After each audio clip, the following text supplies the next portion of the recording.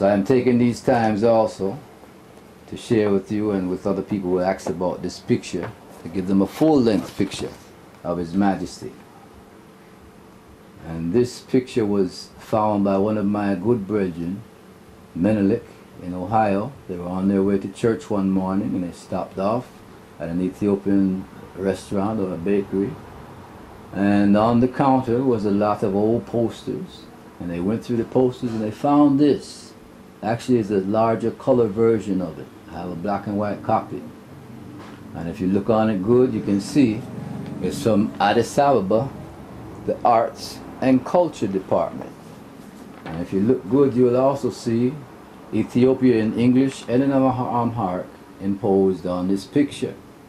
So somebody knows a lot more than what they're telling us about His Imperial Majesty. Even in Ethiopia, they know. Whoever took this picture knew good and well what they were doing, because this is not a secret picture.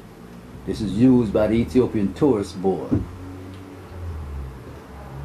So they know something. It's just we Rastas, they keep in the dark.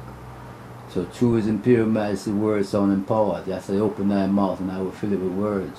So I bring these songs to the island, not by might nor by power, but by my spirit, said the Most High.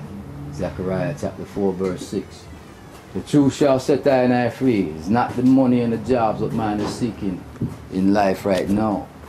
Because there is also a great threat of total annihilation on planet Earth through what they call Armageddon, through what George Bush might want to call a jihad or international terrorist plot, or just what the Mayans call the 2012 prophecy. The back-tongue wheel says that the Earth is about to go into a region that is going to suck it and spit it out someplace on the other side of the universe.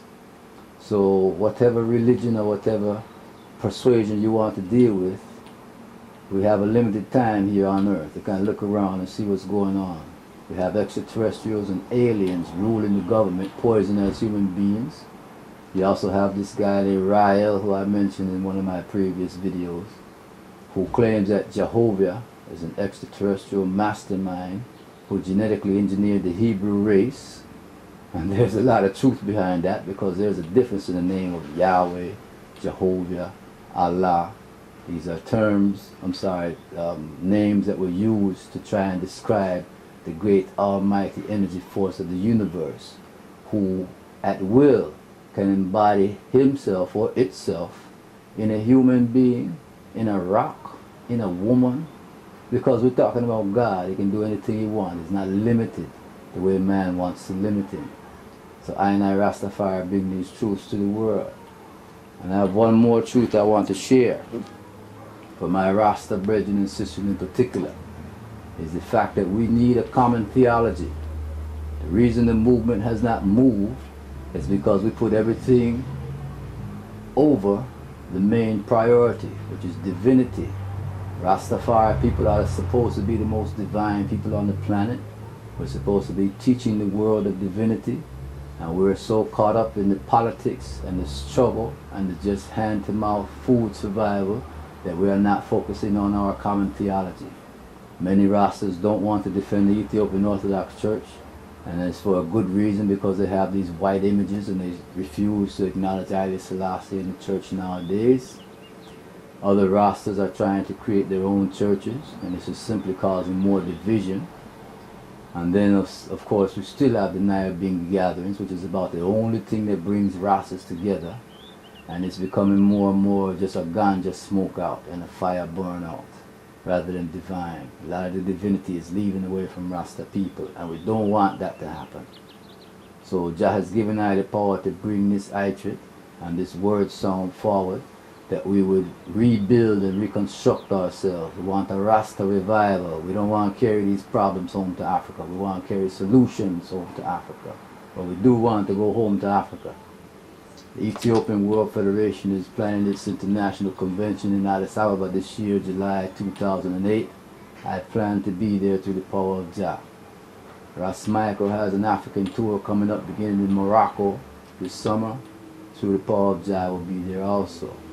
So right here now I am saying to the world, no Rastafarian live, curse him and die.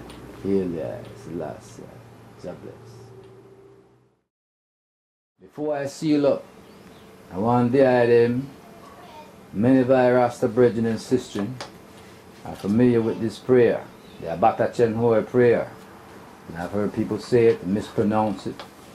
And even in its original translation, Joey maybe can get a close-up of this later, there are some bona fide typographical errors in Amharic that if we don't start studying our language and culture, we'll never know. This one in particular, you can see all of these that I have circled, but this one in particular, Kekafukulu. In Amharic, they just have Kekafu. The word is Kekafukulu, which is deliver us from all evil. The Ethiopian priests only want to be delivered from some evil, which is Kekafu. We want deliverance from Kekafukuhulu, all evil. And then again we see here in the prayer, Abata Chenhoe Besima Imetinor Semi Yekedes no Semi Ya Kodesh. The name of Yahweh is holy, and this is the same prayer, Our Father which art in heaven, hallowed be thy name. Holy is the name of Yahweh. Many people are afraid to pronounce it or enunciate it because they know when you call God, He's going to come. So you can't just blaspheme and say this name like them say Jesus, Jesus all over the place. This name Jesus comes from the Greek contraction of Ea and Zeus, a Babylonian god of luck and a Greek sky god of mythology. Same with Christos, and the entire IAS or IOUS ending has reference to Zeus. Whereas even Alexander the Greek, who they call great, he knew of the power of the name of Yahweh, and he began naming cities like Alexandria. He began to use that suffix because he himself knew.